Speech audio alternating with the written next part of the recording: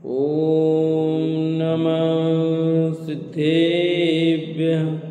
ओम नमः सिद्धेभ्यः। ओम नमः सिद्धेभ्यः। ओम जय जय जय। नमोस्तु नमोस्तु नमोस्तु। नमो अर्यन्ताणं नमो सिद्धाणं नमो ऐरियाणं नमो वज्रायाणं नमो लोये सवसाणं।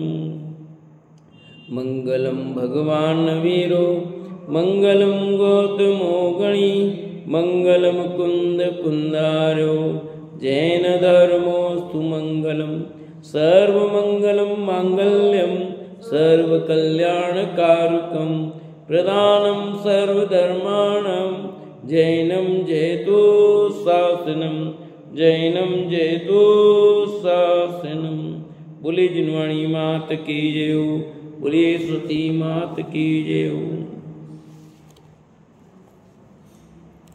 सला का पुरुष ग्रंथ भगवान शांतिनाथ के जीवन की कहानी चल रही है, जिसमें उनके गर्भ जन्म की कहानी यहाँ पूरी हो गई।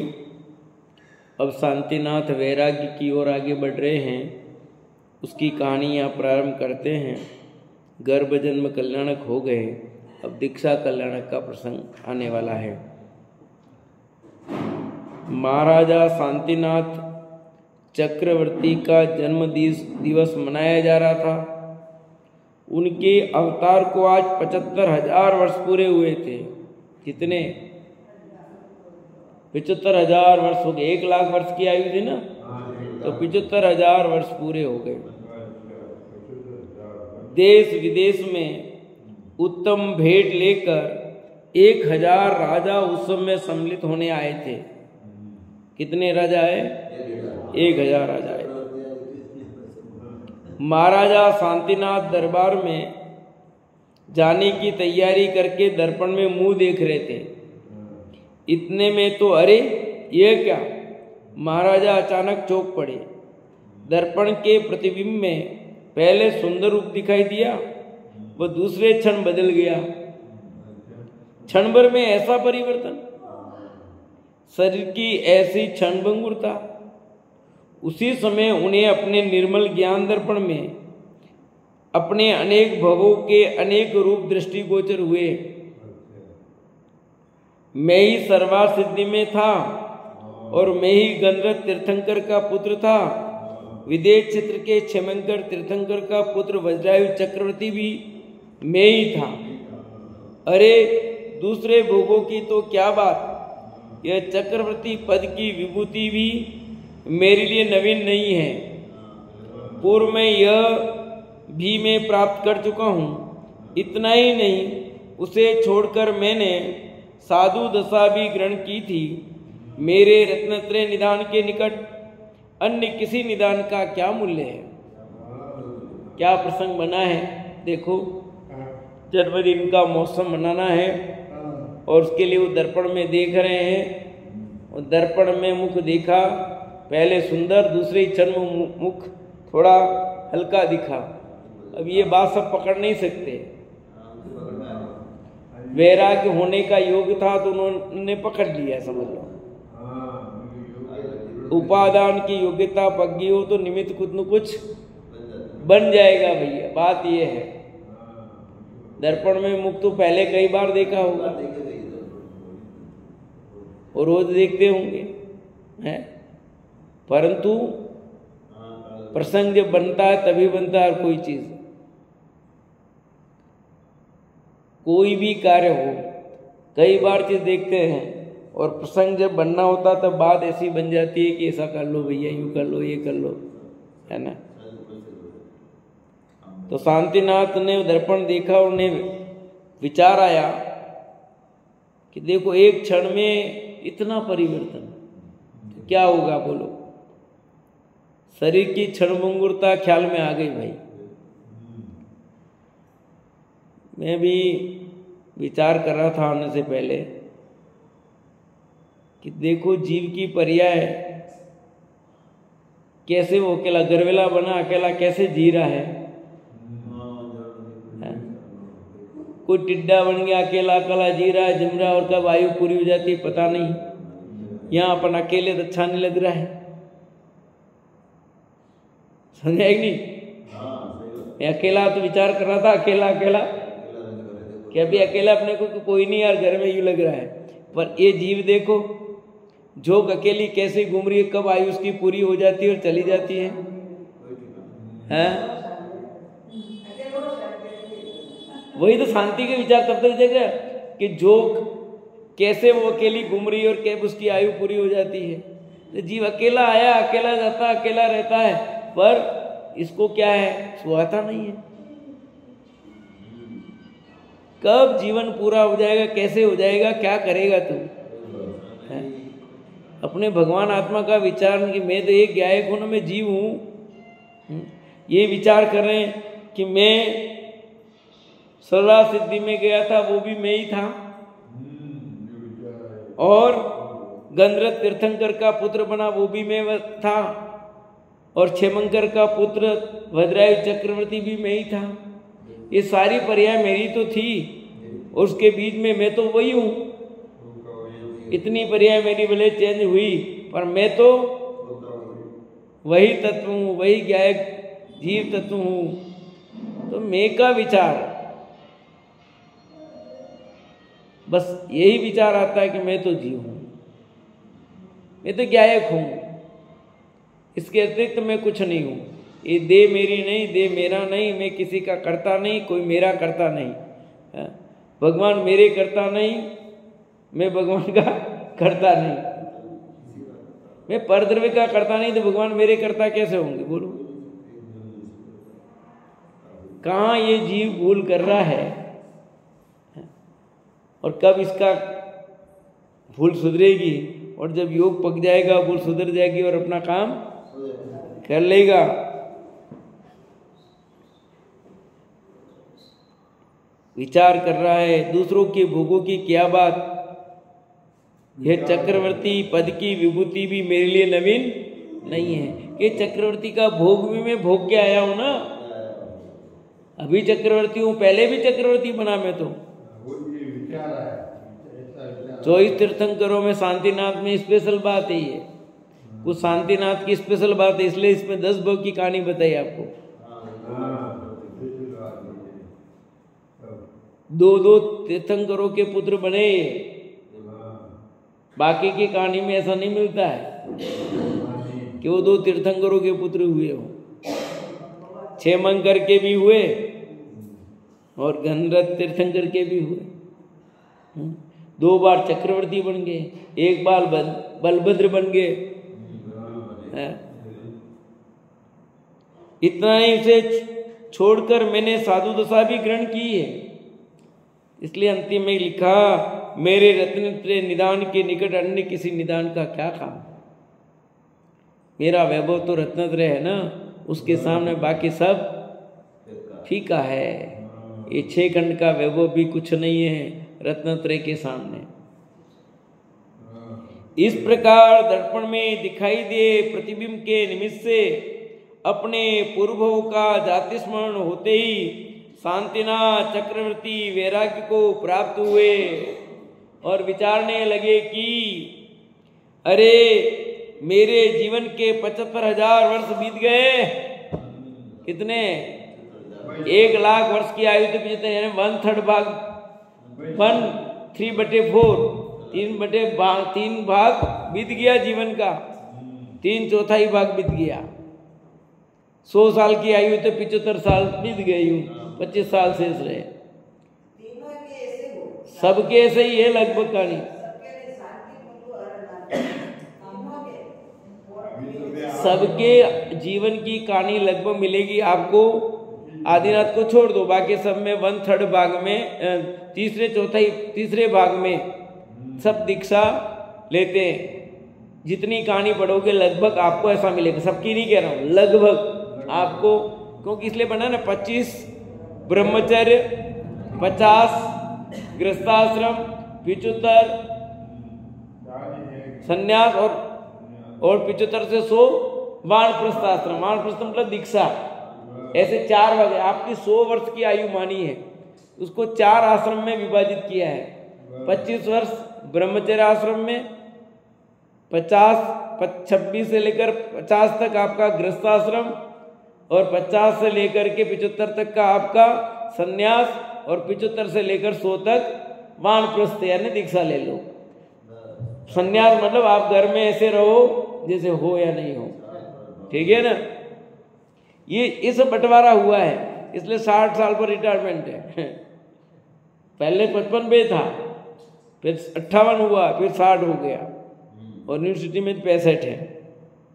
यानी आप वैराग्य ले लो, दीक्षा ले लो। 75 हो गई तो दीक्षा ले लो भैया। और दीक्षा का योग नहीं है तो कम से कम ऐसी तैयारी तो रखो जिससे हम घर से एकदम निवृत्त होकर के रहें।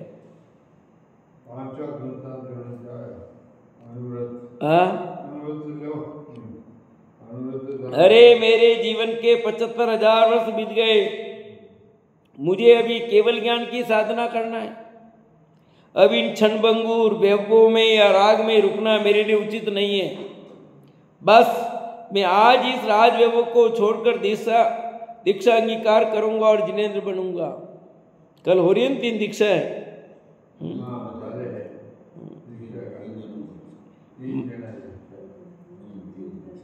महाराजा शांतिनाथ तो अपने वैराग्य चिंतन में एकाग्र थे।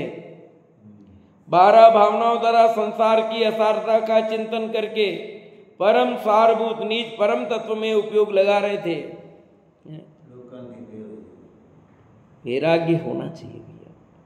लिया ने एक ने 24 साल में दीक्षा ली, उसने 54 लाख का पैकेज छोड़ करके।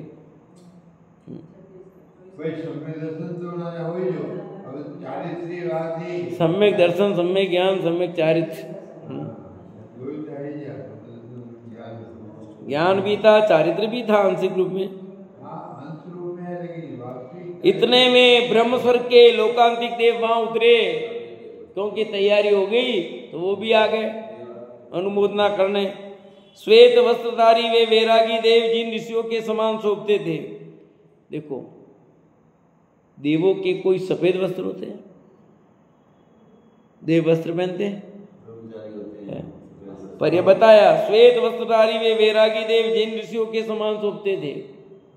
उन्होंने आकर तीर्थंकर के चरणों में वंदन किया और उनके परम वैरागी की प्रशंसा की।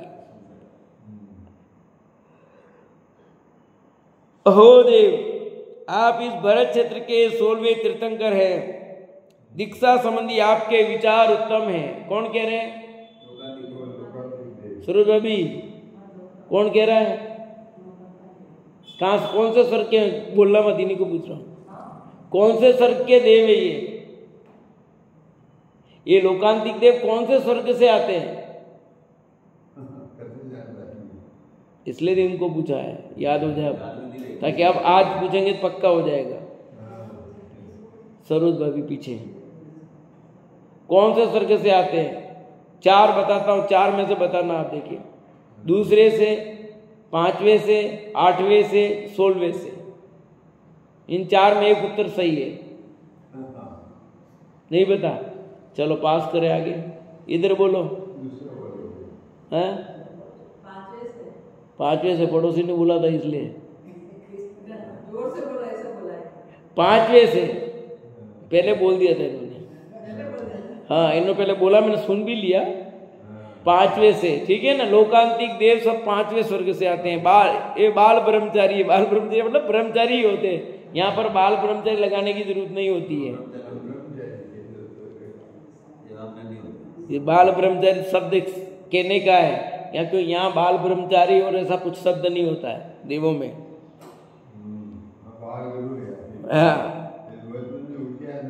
इन्होंने आकर तीर्थंकर के चरणों में वंदन किया और उनके परम वैराग की प्रशंसा की। अहो देव, आप इस भरत क्षेत्र के 16वें तीर्थंकर हैं। दीक्षा संबंधी आपके विचार उत्तम हैं। आप दीक्षा लेकर केवल ज्ञान प्रकट करेंगे और जगत के जीवों को मोक्ष मार्ग दर्शाएंगे। कौन कह रहा है? बोलो आत्म, कौन कह रहा है? कौन देव? लोकांतिक देव।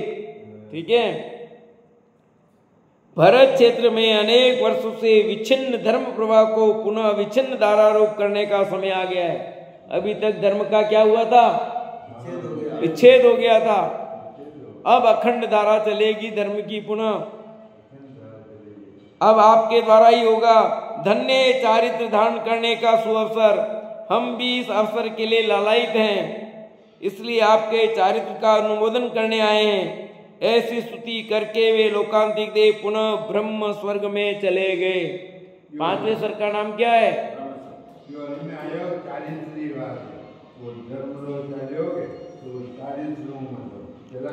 उसी समय करोड़ों देवों के साथ प्रभु का जय जयकार करते हुए स्वर्ग से इंद्र आ पहुंचे। वैरागी शांतिनाथ को दीक्षा वन में ले जाने के लिए स्वर्ग लोक से सर्वासिद्धि नामक दिव्य शिविका भी साथ लाए थे। क्या लिखा? उसी समय करोड़ों देवों के साथ प्रभु का जय जयकार करते हुए स्वर्ग के इंद्र भी आ गए। पहले कौन आते हैं? लोकांतिक देव ब्रह्म स्वर्ग से, पांचवें से वो चले जाते हैं। फिर इंद्र दीक्षा कल्याणक मनाने के लिए आता है। वैरागी शांतिनाथ को दीक्षा वन में ले जाने के लिए स्वर्गलोक से सर्वासिद्धि नामक दिव्य शिविका भी साथ लाए थे। क्या नाम था उसका? सर्वासिद्धि नाम की पालिका, दिव्य पालिका। उस अवसर पर एक और तो महाराजा शांतिनाथ ने राजपुत्र को राज्य सौंपकर उसका राज्याभिषेक किया। राज्याभिषेक कर दिया बेटे का। दूसरी ओर इंद्रों ने शांतिनाथ का दीक्षाभिषेक करके स्वर्गलोक से लाए हुए दिव्य वस्त्राभूषण पहनाए। बस वैरागी शांतिनाथ का संसार से ही अंतिम स्नान और अंतिम वस्त्र थे।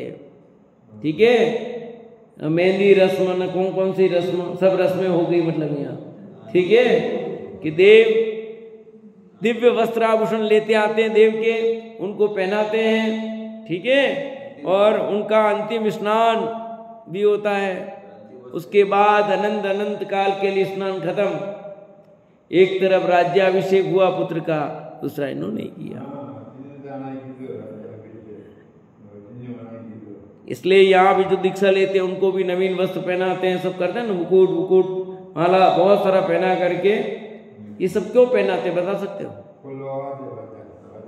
नहीं,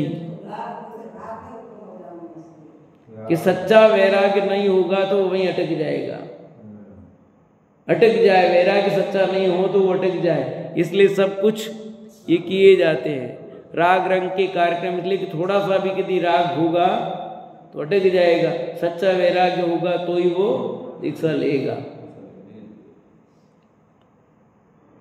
शिविका में बैठकर बैरागी शांतिनाथ ने जब वन गमन किया तब प्रथम भूमि गोत्री राजाओं ने, पश्चात विद्याधर राजाओं ने, तत्पश्चात इंद्रों ने वह शिविका कंधों पर उठाई। शिविका मतलब पालकी, और आकाश मार्ग से चलने लगे। सबसे पहले किसने उठाई? भूमि गोत्री राजा, फिर विद्याधर राजा, उसके बाद देव उठाते हैं और आकाश मार्ग से चल दिए लेकर के। उन संसार से विरक्त चक्रवर्ती शांतिनाथ के अचानक वैरागी बात सुनकर रानियों को किंचित आघात लगा। इंद्राणी उन्हें आश्वासन देने का विचार कर ही रही थी। इतने में तो उन रानियों ने स्वयं विवेक बुद्धि से समाधान करके सूरवीरता से दृढ़ निश्चय किया कि हम जिस प्रकार भोग में स्वामी की सहचरी थी उसी प्रकार अब योग में भी स्वामी के साथ रहेगी। अब हम भी अब देश व्रत धारण करके वैराग्य में जीवन जिएगी। हमारे स्वामी को जब केवल ज्ञान होगा तब हम भी समस्रण में जाकर प्रभु के चरणों में आत्म कल्याण करेंगे। इस प्रकार वे रानियां भी अब राज वैभव के प्रति बिल्कुल उदासीन हो गई थी और देश व्रत का पालन करते हुए उत्तम श्राविकाओं जैसा वैरागी जीवन जीने लगी थी। इंद्राणी ने उनकी प्रशंसा करते हुए कहा, तुम्हें तो इस भव में देश व्रत का अवसर है, परंतु हमें इस देवी पर्याय में संयम का भी अवसर नहीं। तीर्थंकर के संग से तुम्हारा जीवन धन्य हुआ है। किसने कहा? किसने कहा? आतम इंद्राणी ने कहा। किसको कहा? रानियों को। कौन सी रानियां? शांतिनाथ की जो सब थी पत्नियां, ठीक है, उन्होंने विचार किया कि जब योग भोग में साथ में थी तब योग में भी साथ रहेंगी। देश व्रत अणुव्रत ग्रहण कर लिए उन्होंने, आरिका बनने का निश्चय कर लिया। सारी 96,000। कैसा वैराग्य का प्रसंग हो, सोचो आप। इतने लोग एक साथ दीक्षा ले रहे हों तो कैसा माहौल होता है। जब 2-4 जने भी दीक्षा लेते तो इतनी भीड़ हो रही, ऐसा होगा तो वहाँ इतने लोग हैं।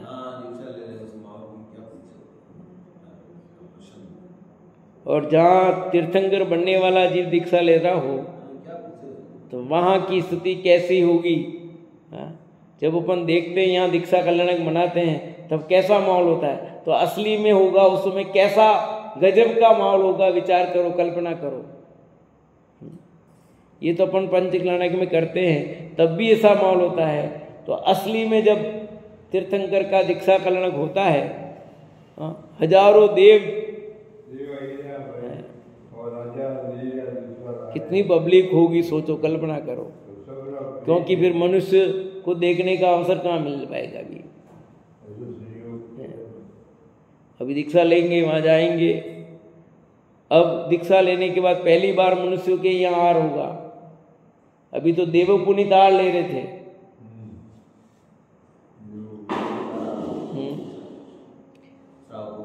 अब यहाँ पर वो गाय वाला दूध में वो सब नहीं चलता है। चक्रवर्ती तो थे पर इनका भोजन तीर्थंकर वाला भोजन। वो ये भोजन नहीं। हजारों वर्ष से चक्रवर्ती की सेवा करने वाले देव। पर एक बात जो कही नहीं, आप वो बात कहना खास थी।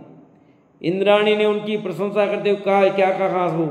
तुम्हें तो इस भव में देश व्रत का अवसर है, परंतु हमें तो इस देवी पर्याय में संयम का भी अवसर नहीं है। यानी स्त्री है तो भी आपको अणुव्रत तो धारण कर पा रहे हो, और हम देवी है तो भी संयम 4थे गुण स्थान से 5वें गुण स्थान में नहीं आ पा रहे। संयम धारण करने का अवसर नहीं है देवों को। सर्वार्थ सिद्धि के देव, 33 सागर की आयु, उत्कृष्ट तत्व चर्चा के अलावा कोई काम नहीं, इसके बावजूद भी संयम धारण नहीं कर सकते। और मनुष्य जिसके पास कुछ नहीं हो तो भी संयम धारण कर सकता है। ऐसा क्या है? ऐसा क्यों, बता सकते हो? तुम इतने शास्त्र पढ़े तुमने, बताओ ऐसा क्यों कि देव संयम धारण क्यों नहीं कर सकते और मनुष्य कर सकता है? ऐसा क्यों?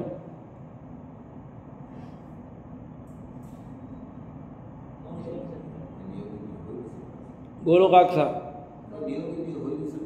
हाँ, क्यों नहीं हो सकता? ये तो पूछ रहा हूँ, क्यों नहीं हो सकता?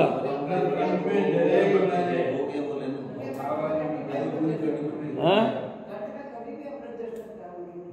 अच्छा, यूं इसलिए और कोई कारण है? खंड से अमृत जरेगा तो मुंडा तो आर तो ले ही सकते हैं, उसमें क्या दिक्कत है? अणुव्रत तो है, अणुव्रत तो ले सकते हैं, उसमें दिक्कत। खंड से अमृत जरे तो अणुव्रत में क्या दिक्कत है? अणुव्रत में कोई दिक्कत नहीं होता, खंड से अमृत जरे तो इसका कारण नहीं, वे अपने भोगों का त्याग ही नहीं कर सकते।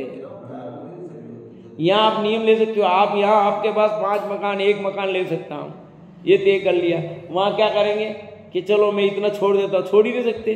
उनके जितने भोग हैं सब भोगों को उनको भोगना पड़ता था, रहेंगे। किसी के एक का भी त्याग नहीं करते, सीमा नहीं बांध सकते, अणुव्रत भी नहीं ले सकते। महाव्रत की बात तो दूर रही, अणुव्रत भी नहीं। क्यों कि वे सीमा नहीं बांध सकते कि इतना रखूंगा इतना छोड़ दूंगा। जितना भोग है सब भोगना है, तुम्हारा है मतलब रहेगा, इसलिए ये त्याग नहीं कर सकते। आपके पास 100 तोला सोना है, आपने तय कर लिया मैं 100 तोला को इससे ज्यादा नहीं रखूंगा। उनके पास अरबों की संपत्ति देख भी नहीं छोड़ सकते। वे भोगों का त्याग नहीं कर सकते। जो भी पुण्य के उदय में उनको जितनी भोग सामग्री जो मिली है वो सब करनी है। जैसे जो देव है उनको जितनी देवियां मिली है वो सब देवियां रहेगी। समझिए है नहीं? यहाँ आप स्त्री का त्याग कर लो या पुरुष का त्याग कर लो, देवी अपने देव का त्याग नहीं कर सकती। और बड़ों के भी ना, बड़ा भी जो भोग मिले वो थोड़ी छोड़ सकता है। कह दिया ना उसकी बात, तो सबसे पहले वही कही मैंने। आप पूरा सुनो, पहले वही बात की कि देव पर कोई भी जितना भोग मिला उसको नहीं छोड़ सकते। अब नीचे की बात पे आ गया मैं वापस। उनके पास तो सबसे ज्यादा संपत्ति है, सबसे ज्यादा वैभव है, तब तो सर्वार्थ सिद्धि है, विशेष पुण्य का उदय। इन देवों से ज्यादा ठाट है उनके खूब। समझे? अरे नहीं, आप अपने घर में हो तो अपने घर में सब सुविधा तो आप नहीं भोग हो गई। आप अपने घरों बाहर नहीं निकलो, कटे नहीं जाओ तो नो मतलब कहीं आप है ही नहीं कहीं। यूं आप बाहर घूमने जाओगे, पिकनिक पे जाओगे तो ही आपका होगा। यूं आपके घर में इतने ठाट बाट आपने कर रखे हैं, सब बढ़िया व्यवस्था कर रखी है, आप अपने घर में रहते हो तो आपका वैभव हुआ। ऐसे देवों की, सर्वार्थ देवों का बहुत अधिक वैभव है, सारे सर्वाधिक देवों में सर्वोत्कृष्ट है ना वो, तो उनका वैभव भी खूब है, जिसका त्याग वे नहीं कर सकते। उनको वो भोगना ही भोगना है। जैसे नरक में नारकों को दुख भोगना ही भोगना, वहां मैं नहीं भोगू नहीं चलता वहां। इसलिए नारकी भी क्या कर सकते हैं? अणुव्रत धारण नहीं कर सकते। नारकी भी अणुव्रत धारण नहीं कर सकते। हाँ, दुख भी भोगना, जो कुछ भी कुछ छोड़ नहीं सकते हो। है ना उनके पास उनका वैभव दुखों का वैभव जो भी बनना है, नारकी भी नहीं कर सकते और वो भी नहीं कर सकते। वैकृक शरीर है दोनों का।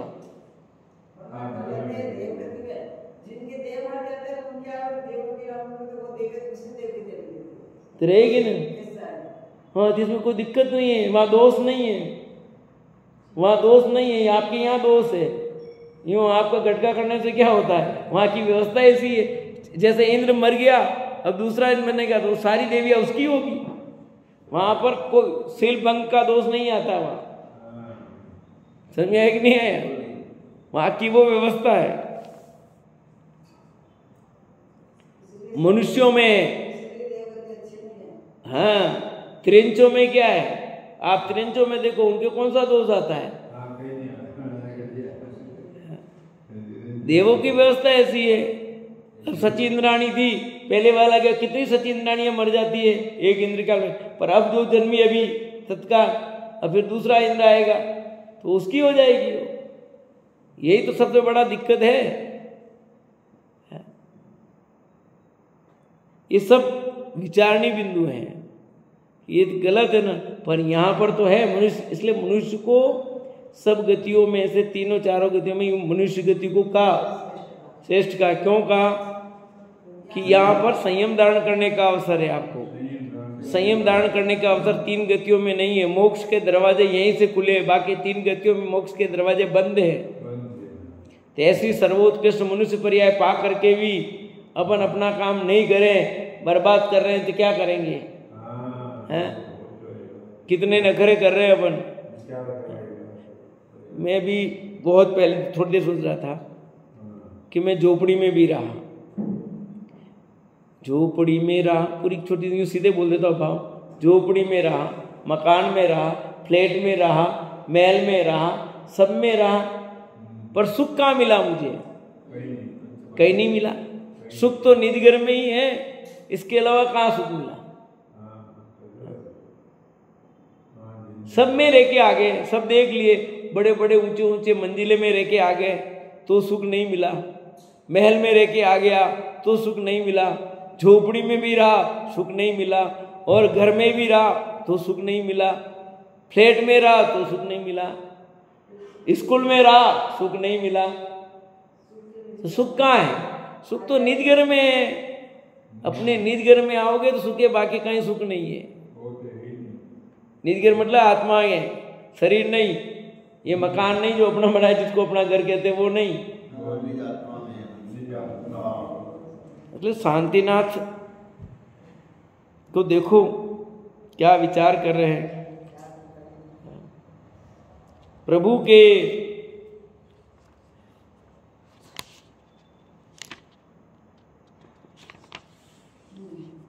मुंडा शांतिनाथ की ऊपर रह गया।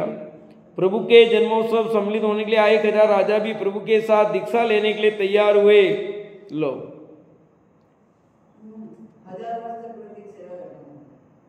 चक्रवर्ती के कितने कितने लोग, 1000 बोलो, 1000 राजा जो आए थे वो भी दीक्षा लेने के लिए तैयार हो गए। चक्रवर्ती के भाई, अरे ऊपर बात कर रहा हूं, ऊपर से नीचे पढ़ रहा हूं मैं। हजारों वर्ष से चक्रवर्ती की सेवा करने वाले देव सम्राट का वैराग्य देखकर हाथ जोड़े खड़े थे और देव पर्याय से मनुष्य पर्याय को श्रेष्ठ मानते कह रहे थे कि अरे जिनकी सेवा में हमें आनंद मिलता था वे हमारे स्वामी तो दीक्षा ले रहे हैं। हम भी यदि मनुष्य होते तो अपने स्वामी के साथ दीक्षा ग्रहण करते। अब तो जब वे केवल ज्ञान प्राप्त कर धर्मचक्री बनेंगे तब संवत्सरण में जाकर उनकी सेवा करेंगे और दिव्य धनी सुन कर आत्म कल्याण करेंगे। देव भी संयम धारण नहीं करें। देवी ने कहा था, देव भी यही बात कह रहे हैं। ये दीक्षा ले रहे हैं, अब दीक्षा ले रहे हैं, मुनिराज बनेंगे तो सेवा नहीं कर सकते कुछ। शांतिनाथ की दीक्षा यात्रा, चक्रवर्ती के सेनापति आदि रत्नों ने भी स्वामी के साथ दीक्षा ले ली। हाथियों का सरदार विजनायक विचारने लगा कि अरे जब मुझ पर आरूढ़ होने वाले स्वामी सब छोड़कर मन में जा रहे हैं तो मैं राज्य में रहकर क्या करूंगा। ऐसा कहकर वह विजय हाथी भी प्रभु के पीछे पीछे चला गया और वैराग्य पूर्वक प्रभु के निकट ही रहने लगा। लो, संगी पंचेंद्रिय हो, उसको ही पता था चक्रवर्ती इनको, मेरे को इनका मैं गुलाम हूं, क्योंकि रत्न था ना वो एक। चेतक घोड़ा तो अपन ने देखा, ये भी महाराणा प्रताप की घटना, किस प्रकार अपने स्वामी की सेवा की। और आज भी देखो अपन बसों को देते हैं स्वामी की सेवा करते हुए। प्रभु के जन्मोत्सव में सम्मिलित होने के लिए आए हुए 1000 राजा भी प्रभु के साथ दीक्षा लेने को तैयार हो गए। लो, आए किसके लिए थे? बर्थडे मनाना। और अब ये क्या कर रहे हैं? अब घरे जाएगा, लुगाई कहीं कहेगा कि बात ही नहीं है। चक्रवर्ती के भाई चक्रायुध कुमार भी दीक्षा ग्रहण करने को हेतु तत्पर थे। लो, प्रभु शांतिनाथ ने चक्रवर्ती पद से निकलकर परमेश्वरी पद में प्रवेश किया। अब कौन से पद में आ गए? 5 परमेश्वरी होते हैं। कौन कौन से? 5 परमेश्वरी कौन कौन से सुमन दीदी? बस 2 ही है। अपन कौन से परमेश्वरी है? नहीं हो? अब ये बनेंगे परमेष्टि। अरे यदि बाह्य विषयों में सुख होता तो इन चक्रवर्ती के समक्ष तो सर्वोत्कृष्ट भोगो भोग विद्यमान थे। क्या लिख रहे कि प्रभु शांतिनाथ ने चक्रवर्ती पद से निकल परमेष्टि पद में प्रवेश किया। 12 भव के साथी उनके भाई चक्रायुध कुमार ने भी प्रभु के साथ दीक्षा ग्रहण की। अन्य हजारों राजा भी मुनि हो गए। लाखों जीवों ने वैराग्य पूर्वक श्रावक के व्रत लिए। कुछ चिरंजीव भी व्रतधारी हुए। अरे इन बाह्य विषयों में सुख होता तो चक्रवर्ती के समक्ष तो सर्वोत्कृष्ट भोगो भोग विद्यमान थे। अब दीक्षा का प्रसंग बन गया तो कितने कितने ने दीक्षा ले ली। चक्रायुध ने ले ली, हजारों राजा ने दीक्षा ले ली। कोई आरिका बन गया, कोई श्रावक व्रत ले लिए। तिरंच जीव देखो तो व्रतधारी हो गए। इसलिए कल्याणक कहलाता है। और ये लिखे हैं कि चक्रवर्ती के पास कौन से भोग की कमी थी जो भोगों को छोड़कर दीक्षा ले रहा है। फिर उन्हें त्याग कर वे वनवासी मुनि क्यों होते? इतना वैभव, इतना वैभव, इतना वैभव और इतनी सुख सुविधाएं सारी, और शरीर में भी तकलीफ नहीं। क्यों शरीर में तकलीफ हो, जो अपने जैसे बीमार हो जाए, कुछ हो जाए, वैसा भी नहीं था उनके शरीर में। तो फिर दीक्षा क्यों ली? ओ सरोज भाभी बताओ ना, क्यों दीक्षा ली उन्होंने? इतना वैभव था उनके पास, हजारों देव सेवा कर रहे थे, इतना ठाट बाट था, इतनी रानियां थी, नौकर चाकर सब सुविधा, फिर दीक्षा क्यों ली होगी? क्या होगा ऐसा दीक्षा लेने, क्या कारण? ललित जी पीछे क्या होगा जो दीक्षा ली? वो इंद्राणी रोज ताने मारती होगी, उनकी जो पटरानी थी वो ताने मारती होगी, तो फिर अरे हमारी जैसी देवियां नहीं थी, हमारी जैसी पत्नियां नहीं थी, वे सब हाजिर रहती थी, कोई एक शब्द सामने बोलने का काम नहीं। सरोज भाभी तू तुकारे का काम नहीं, जूते चप्पल वो साफ करे, सेवा में 24 घंटे हाजिर, सदा सम्मान ही सम्मान करने वाली, अनादर का तो भाव ही नहीं। 96,000 रानियां, एक दो नहीं, उसके बावजूद यूं नहीं कि तुम तो पागल हो, वो ऐसे किस शब्द का प्रयोग नहीं करती। हाँ, तुमको कुछ समझ में नहीं आता, तुम्हारे कुछ पल्ले नहीं पड़ता, तुम तो ऐसे ही हो। क्या सुमन दीदी, कभी ऐसे शब्द उनके मुख से नहीं निकलते। इतनी पतिव्रता तो आपकी पत्नी भी है, उसकी बात मत समझो, परंतु आपको तो कभी कुछ कह ही देते ना मम्मी, तो समझते नहीं, बैठ जाओ चुपचाप, क्यों कह ही देते ना, पर माँ तो ऐसा नहीं कहते कभी वो ऐसा। वहां बहुत इतनी आदर वाली रानियां होने पर भी, इतने सारे नौकर चाकर व्यवस्था में होने पर भी, हजारों देव सेवा में होने पर भी क्यों दीक्षा ले लेते हैं? प्रश्न इस पर बना हुआ है। कुछ तो होगा ना।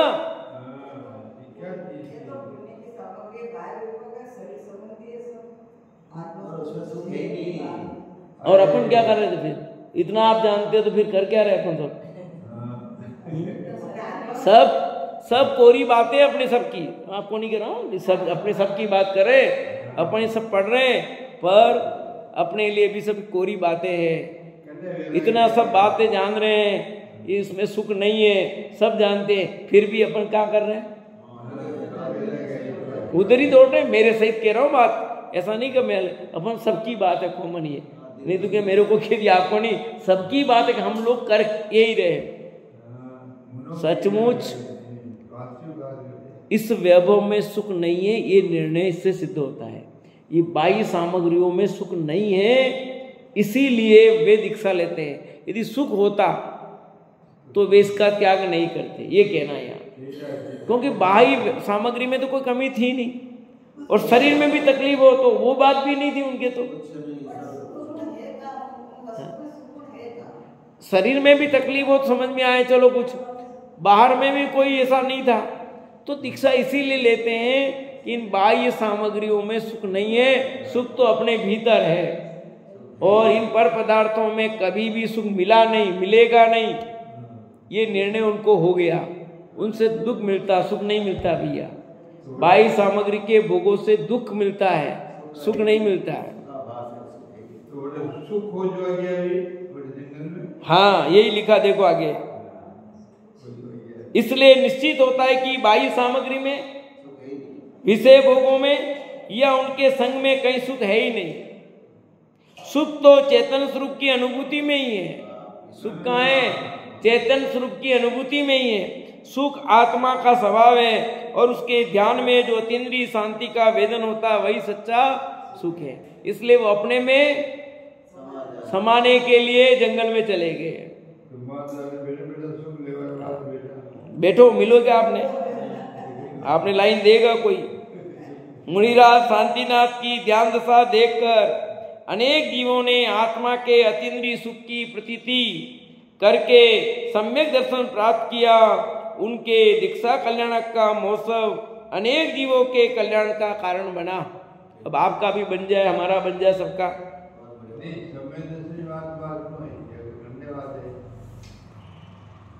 अरे उस कल्याण निमित्त से कई जीवों ने समय दर्शन प्राप्त किया। यू मुनिराज शांतिनाथ बारंबार शुद्धोपयोगी होते थे। दीक्षा के पश्चात 2 दिन के उपवास करके वे ध्यान के प्रयोग में रहे। पश्चात तीसरे दिन पारणायतु मंदिरपुरी में पधारे।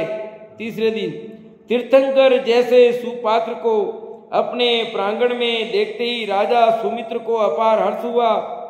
उसने भक्ति सहित पड़गान किया, नवदा भक्ति से गुरु के चरणों में प्रक्षालन किया।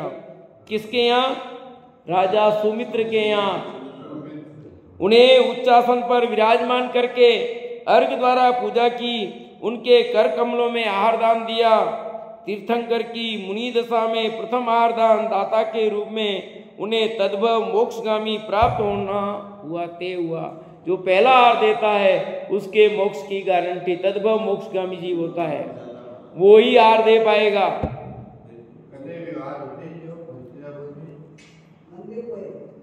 मंदिरपुरी में तीर्थंकर को मुनि दशा में प्रथम आहार दाता के रूप में उन्हें तद्भव मोक्षगामी पना प्राप्त हुआ था।